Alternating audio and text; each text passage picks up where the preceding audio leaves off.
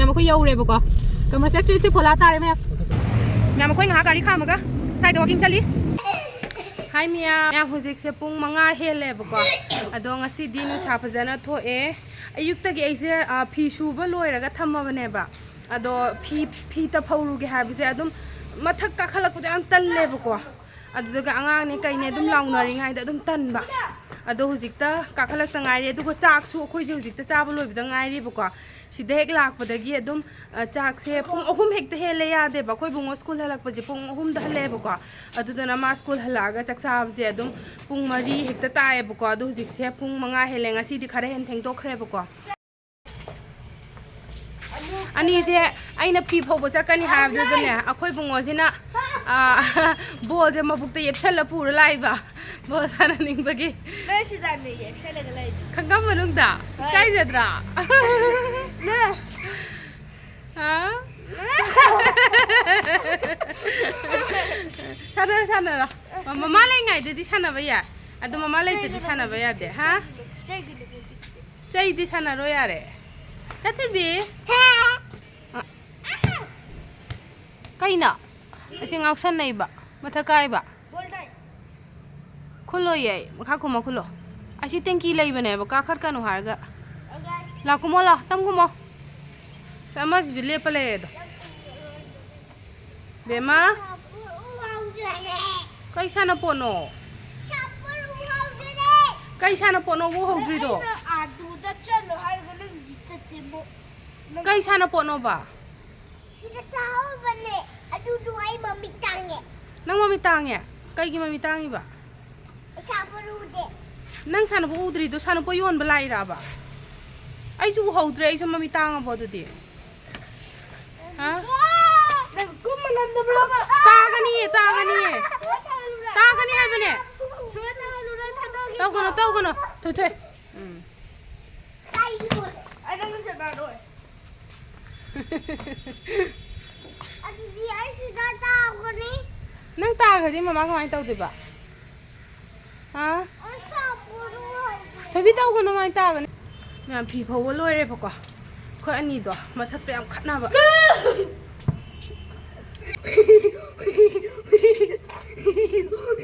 Asyik ani je ini ne, cai raga tanda gini ne bukan bra, mata tu kat nama lena. Ay sama orang apa ni je? Akhir mesti dapat pun. Saya sana harus jalan lah, sanggom leh harus jalan. Sanggom. Jalan, kumu jalan. Memang kau bunga na hande kia kau kisah bayi doh. Follow dah doh, adu doh thong besar kian hai bene ba, adu dum thong bida bene bang, asyik mau cuti thai bukan. Coba kayak sports lagi bado, mau yang sih di cuti thare bapa, ada tu nangis saya hobi wahai bener ba, ini adum sanggom lagi betul betul perak tab, ada husi nungdang macam gica nih, ini saya bayi hobi tahu bener bapa, hai di satu tengah di sana nih, ada mau yang hobi lagi, macam sanggom lagi rugi ke, inang nih bapa macam, asyik dah, ada mau kau sih ke, kau lagi nih bapa, juga asyik menurut heklan thokuba adum lagi nih bapa, dia kayak maling. Pasal siapa hitam pernah banyak? Gari lah kani, suruh ya ure. Tapi, nam sini main road ne. Lari main road, sida sanggom yang bam lari macam.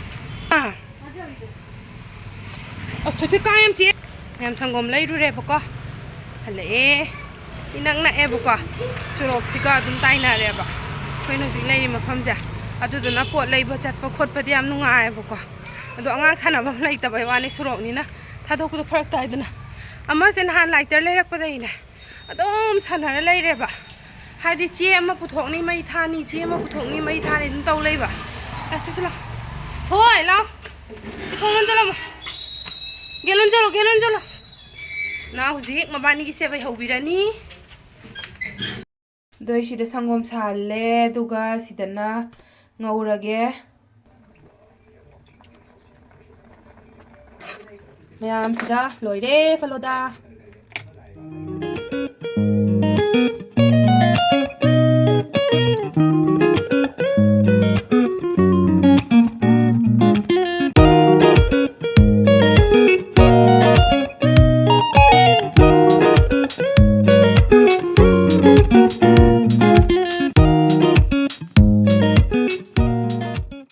Ma'am, I just home or a banana is in a tonguing I the Mahiki and tongue with them how a boca.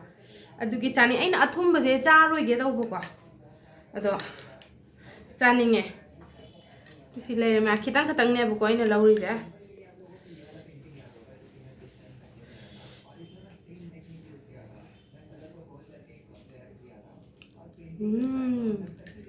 I'm how I am.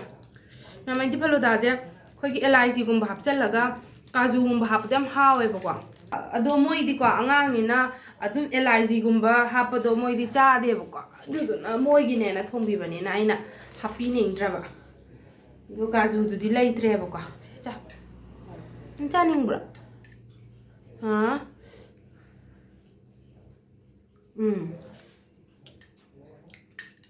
Come on, because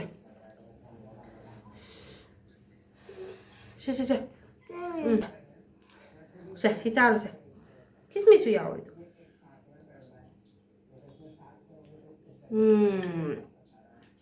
How tra? How well? Chao rồi cho tôi đám nặng cho. Cảm ơn lỗi ý chân ní. Mẹ mà thun bà chị đi cha bà chị tôi cha cũng bà cháu khởi lập bà chị đã tần mấy hoa nè bà quảng. Thun bà chị đi ăn ba mẹ. Ngắm hào ấy. Có cái kiss me xem mà lấy đại nè. Bột thua ra gà. Khá hình lì hay đi chắc lao bà đó. Tôi đem hào ấy bà quay đi.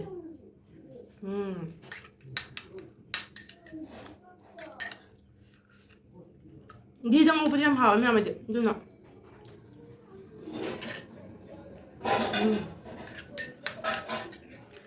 Cái hào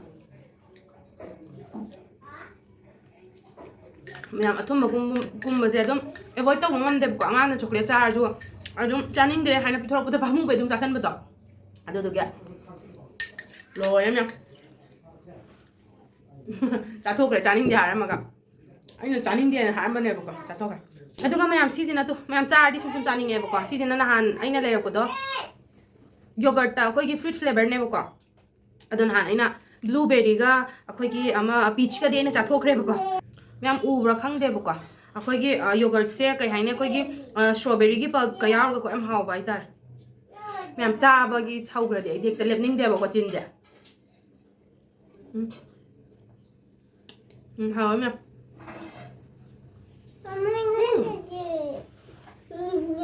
nang kita ning ba how bra how te mai reaction je uda tai ne ma de hina da bane buka how ta bra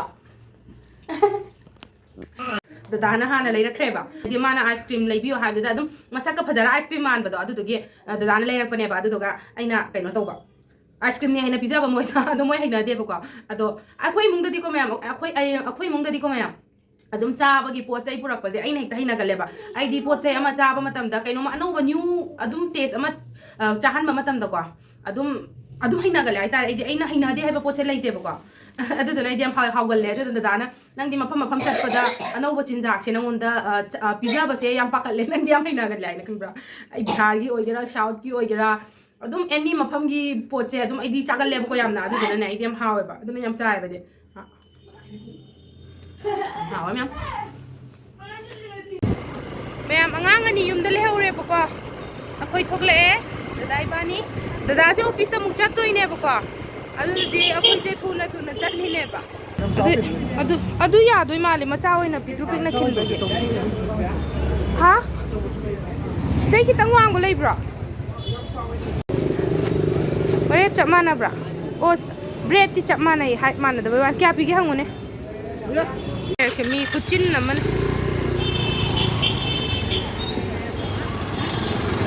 ma'am आई हले बको अदुगा खोई तादे अमुक नंगारोइना थुना chain grey बा खोई जे minute 10 मनुंग the चटलागा अमुक लैरगा अमुक हलेइने बको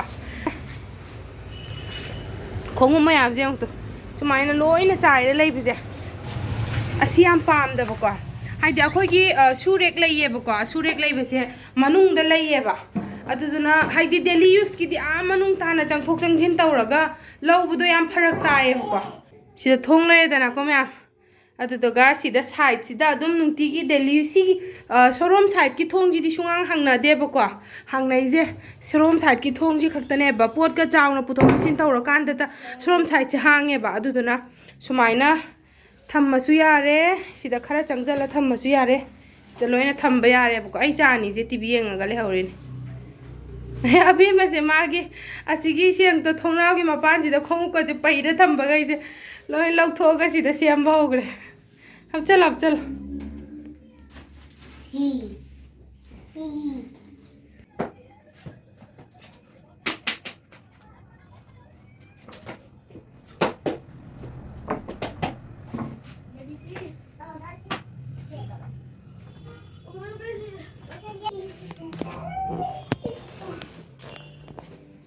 ꯃꯌꯥꯝ ꯍꯧꯖꯤꯛꯇꯤ ꯃꯁꯥ ꯅꯥꯜꯂꯦ ꯂꯣꯏꯔꯕꯣ ꯊꯦꯡꯛ ꯌꯨ ꯍꯦꯟ ꯋꯥꯁ ꯇꯧꯔꯨꯔꯣ ꯁꯨꯁ ꯄꯥꯏꯕꯒꯤ ꯍꯦꯟ ꯋꯥꯁ ꯇꯧꯊꯣꯛꯎꯔꯣ ꯃꯌꯥꯝ ꯑꯗꯣ ꯑꯩꯗꯤ ꯍꯧꯖꯤꯛ ꯆꯥꯛ ꯂꯥꯝꯗ꯭ꯔꯦꯕꯀꯣ ꯑꯗꯨꯗꯨꯅ ꯑꯩꯈꯣꯏ ꯗꯥꯁꯨ ꯌꯥꯝ ꯆꯥꯅꯤꯡꯗꯦ ꯍꯥꯏꯔꯝꯃꯦꯕ ꯑꯗꯨꯗꯨꯅ ꯑꯕꯨꯡꯉꯣꯒ ꯃꯅꯤꯡꯁꯦ ꯌꯥꯝ ꯃꯣꯠꯂꯦ ꯑꯕꯨꯡꯉꯣꯒ ꯑꯕꯦꯝꯃꯒꯒꯤ ꯆꯥꯛ ꯈꯛꯇꯪ ꯊꯣꯡꯗꯣꯏꯅꯦ ꯑꯗꯣ ꯑꯩꯅ ꯁꯤ ꯗꯗꯥ ꯏꯕꯥꯅꯤꯅ ꯍꯧꯖꯤꯛ ꯁꯨꯔꯦꯛ ꯂꯩꯕ ꯆꯠꯂꯤꯉꯩꯗ ꯃꯕꯥꯅꯤꯅ ꯇꯧꯔꯝꯃꯤꯁꯦ ꯁꯥꯟꯅꯄꯣꯠꯁꯤ ꯂꯣꯏꯅ ꯍꯩꯗꯣꯛꯑꯦ ꯑꯗꯨꯗꯨꯒ ꯑꯃꯅ ꯁꯤꯗ ꯃꯣꯟ ꯊꯥꯔꯒ ꯀꯩ ꯇꯧꯏꯗꯣ ꯇꯣꯏꯗꯣ ꯍꯥ ꯑꯗꯒꯤ ꯁꯤ ꯑꯩꯈꯣꯏ ꯗꯗꯥꯅ ꯆꯥꯛꯆꯥ ꯇꯣꯛꯑꯒ ꯁꯨꯃꯥꯏꯅ ꯀꯥꯔꯗ ꯑꯃꯨꯛ ꯀꯣꯏ ꯆꯠꯂꯨꯁꯦ ꯁꯥꯏꯕꯣꯛꯅ ꯍꯥꯏꯕꯩ ꯂꯣꯏꯅ ꯕ꯭ꯂꯣꯛꯁꯦ ꯄꯦꯛ ꯇꯧꯔꯝꯃꯦ ꯁꯤꯗ ꯃꯣꯟꯒꯁꯦ ꯊꯥꯔꯒ ꯅꯥꯟꯅ ꯇꯤꯚꯤ ꯌꯦꯡ ꯂꯩꯔꯝꯃꯦ ꯃꯩꯁꯦ ꯌꯥꯝ ꯃꯝꯃꯦ ꯃꯌꯥꯝ ꯑꯩꯈꯣই ꯁꯤꯒꯤ ꯀꯥ ꯚꯔꯥꯁꯦ ꯁꯤꯒꯤ ꯃꯩꯁꯦ ꯌꯥꯝ ꯃꯝꯃꯦꯕ ꯃꯃꯟꯗꯅ ꯁꯤꯒꯤ ꯇꯤꯚꯤ ꯀꯥꯁꯦ ꯑꯁꯤꯃꯗꯤ ꯃꯩ ꯁꯤꯟꯗꯣꯛꯈ꯭ꯔꯕꯅꯦꯕꯀꯣ ꯃꯝꯕ ꯍꯥꯏꯕ ꯐꯖꯅ ꯃꯝꯃꯦ ꯑꯗꯨꯗꯒꯤ ꯃꯣꯏꯒꯤ ꯋꯥꯜꯒꯤ ꯀꯂꯔꯁꯤꯁꯨ ꯁꯨꯃꯥꯏꯅ ꯒ꯭ꯔꯤꯟ ꯊꯥꯕꯁꯦ ꯑꯁꯤꯁꯤꯅ ꯚꯤꯗꯤꯑꯣꯒꯨꯝꯕ ꯅꯝꯕꯁꯦ ꯀꯩ ꯍꯥꯏꯅꯤ ꯑꯩꯈꯣꯏꯒꯤ ꯂꯥꯏꯠ ꯀꯥꯞꯊꯣꯛꯇꯕꯗꯣ ꯃꯝꯖꯟꯕꯗꯣ ꯑꯗꯨ ꯑꯣꯏꯌꯦꯕꯀꯣ ꯑꯗꯨꯅ ꯅꯨꯡꯗꯥꯡꯗ ꯚ꯭ꯂꯣꯒꯤꯡ ꯇꯧꯕ ꯌꯥꯝ ꯅꯨꯡꯉꯥꯏꯇꯦꯕꯀꯣ ꯑꯩ ꯁꯤ ꯀꯥꯁꯦ ꯑꯗꯣ ꯑꯩ ꯍꯧꯖꯤꯛ ꯃꯕꯥꯅꯤꯒꯤ ꯆꯥꯛ ꯊꯣꯡꯉꯅꯤ ꯑꯗꯨꯗꯨꯒ ꯍꯣꯔꯦꯟ ꯗꯗꯥꯅ ꯑꯃꯨꯛꯀ ꯅꯨꯡꯗꯥꯡ ꯋꯥꯀꯤꯡ ꯆꯠꯁꯦ ꯍꯥꯏꯔꯝꯃꯦꯕꯀꯣ ꯑꯗꯣ ꯅꯍꯥꯟꯁꯨ ꯑꯩꯈꯣꯏꯅ ꯅꯨꯡꯗꯥꯡ ꯋꯥꯀꯤꯡ ꯆꯠꯂꯤꯅꯦꯅ ꯆꯠꯂꯒ ꯍꯥꯏꯗꯤ ꯑꯁꯥꯏꯐꯥꯎ ꯑꯗꯨꯝ ꯊꯧꯗꯣꯛꯎꯁꯦ ꯀꯥꯏꯅ ꯊꯧꯗꯣꯛꯑꯒ ꯕ꯭ꯔꯤꯒꯦꯗ ꯀꯩꯀꯥ ꯂꯣꯏ ꯌꯧꯔꯨꯏꯕꯀꯣ ꯑꯗꯣ ꯉꯁꯤꯁꯨ ꯆꯠꯂꯨꯁꯦꯅ ꯍꯥꯏꯌꯦ ꯑꯕꯨꯡꯉꯣꯒꯤ ꯁꯨꯇꯤ ꯊꯥꯈ꯭ꯔꯦꯕ ꯍꯧꯖꯤꯛꯁꯦ ꯑꯩꯈꯣꯏꯒꯤ ꯃꯣꯏꯒꯤ ꯁ꯭ꯀꯨꯜꯗ ꯀꯩꯅꯣ ꯍꯥꯏꯗꯤ ꯑꯆꯧꯕꯈꯩꯒꯤ ꯁ꯭ꯄꯣꯔꯠꯁ ꯇꯧꯔꯤꯕꯀꯣ ꯑꯗꯨꯗꯨꯒꯤ ꯃꯣꯏꯒꯤ ꯍꯌꯦꯡꯕꯣ ꯉꯁꯤꯁꯨ ꯁꯨꯇꯤ ꯊꯥꯔꯦ ꯍꯌꯦꯡꯁꯨ ꯁꯨꯇꯤ ꯊꯥꯔꯦ ꯑꯗꯒꯤ ꯁꯇꯔꯗꯦꯁꯨ ꯃꯣꯏꯒꯤ ꯒ꯭ꯔꯥꯟ ꯄꯦꯔꯦꯟꯁ ꯗꯦꯅꯦꯅ ꯄꯨꯄꯨ ꯕꯨꯕꯣꯛ ꯂꯩꯕ ꯀꯥꯡꯕꯨꯗꯣ ꯑꯗꯨ ꯈꯛꯇꯪ ꯂꯥꯛꯑꯣ ꯃꯄꯨ ꯕꯨꯕꯣꯛ ꯂꯩꯇꯕ ꯀꯥꯡꯕꯨꯗꯨꯗꯤ ꯃꯄꯨꯒ ꯃꯕꯣꯛꯀ ꯂꯩꯇꯕ ꯀꯥꯡꯕꯨꯗꯤ ꯂꯥꯛꯑꯅꯨ ꯍꯥꯏꯅ ꯑꯗꯣ ꯑꯕꯨꯡꯉꯣꯗꯤ ꯆꯠꯂꯔꯣꯏꯕꯀꯣ ꯃꯥꯏꯗꯤ ꯄꯨꯄꯨ ꯕꯨꯕꯣꯛ ꯂꯩꯇꯕꯅꯤꯅ ꯍꯥꯏꯗꯤ ꯂꯩꯇꯕ ꯍꯥꯏꯗꯤ ꯄꯨꯄꯨ ꯕꯨꯕꯣꯛꯇꯨ ꯁꯤꯗ ꯂꯩꯇꯕꯅꯤꯅ ꯀꯣꯏ ꯆꯠꯂꯨꯗꯣꯏꯅꯦ ꯍꯣꯔꯦꯟ ꯆꯥꯛꯆꯥ ꯇꯣꯛꯑꯒ ꯍꯧꯖꯤꯛ ꯑꯩ ꯑꯗꯨꯅ ꯃꯕꯥꯅꯤꯒꯤ ꯆꯥꯛ ꯊꯣꯡꯇꯣꯛꯑꯅꯤ ꯑꯗꯨꯒ ꯀꯩ ꯊꯣꯡꯗꯣꯏꯅꯣ ꯈꯪꯗ꯭ꯔꯦꯕꯀꯣ ꯆꯥꯛꯁꯤꯁꯨ ꯑꯗꯨꯗꯨꯅ ꯌꯦꯡꯉꯒꯦ ꯃꯌꯥꯝ ꯑꯩꯒꯤ ꯉꯁꯤꯒꯤ ꯃꯊꯦꯜꯁꯤꯗ ꯕꯤꯟꯁꯀ ꯍꯦꯟꯇꯥꯛ ꯉꯥꯔꯤ ꯇꯧꯔꯒ ꯁꯨꯃꯥꯏꯅ ꯕꯣꯏꯂꯔꯁꯤꯗ ꯉꯥꯟꯈ꯭ꯔꯦ ꯏꯔꯣꯟꯒꯦ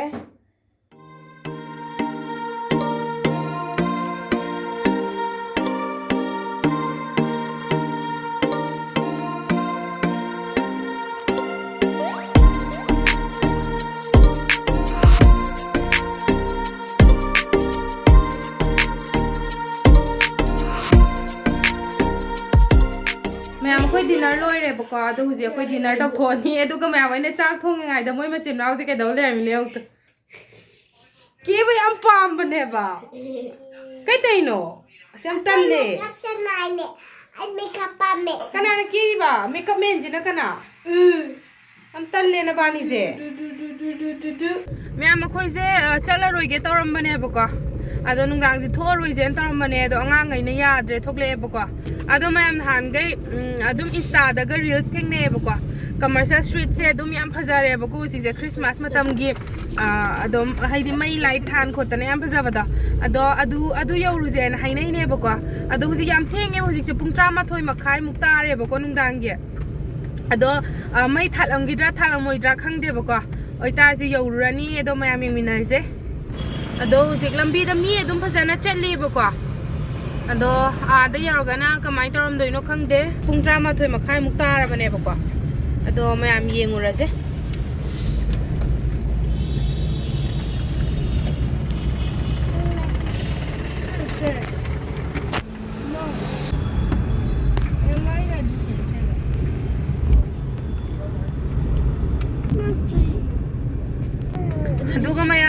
mabani se dum hainare bu ko na han chatlu bodo ado ngasai chakani habde block ka jalon pek tor lai gra bane ba ado ani se maning da block sanari de khiding ka tam block pura mane ngasi di dabba ne puri se me am pura ba ngasina hoi yemo game sulai popet sulai aduga yare yare phajana pam sijo kips hoi phajana pam ko hoi mama me am ko yaure ba ko commercial street se phola tare me Huzi ID pung baro tarak tore ba ko je lambi ju nga ngau re ba ko ado thong loi lole loi na mamme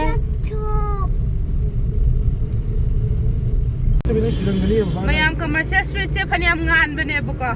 ado pura but makon online me ba huzi pung je pung re ba ko ado huzi se akoi brigade room doina halle ba ko yum lom dhandre brigade chu koira ga hala se na ko ado surok thokla ga nam ka ngale ado ngisai street room da di commercial street room da mam hore ba gali marak sing do haiti main road ti mi cha nai da na ko aduna main road ti traffic lai re ba du duga kaino da di pura but makon on hore ado huji brigade room na mu kamai tawri ge mu yeng mu se lucky marty Christmas tree Mayam angang gai je Christmas tree ngau he ba ko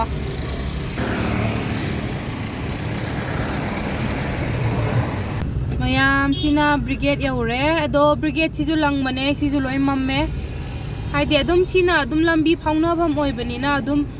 gari di chatle ba ko oi tar ju magi mathak ta lai than ba adagi kaino dukan ama maloi lon gre mayam baro tar bani na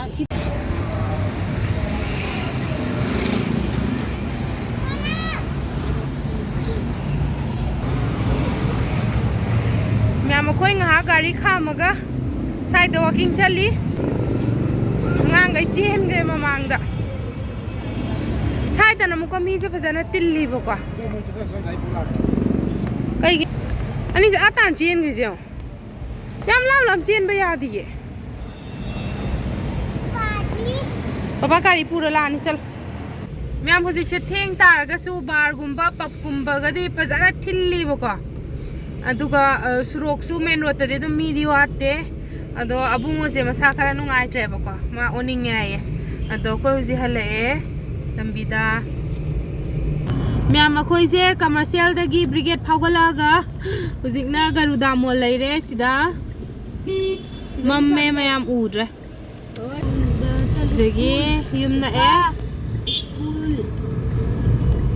ta sat pa yai ngo May san pizeng do yum sa ning de na kapil kay na yum yaure mayang masigi video je nungai tar ga di like ma cha ma tang nambiram mo aduga subscribe tau da basing subscribe tau san binar mo aduga mayam mathang gi video da muk theng na se mayam bye bye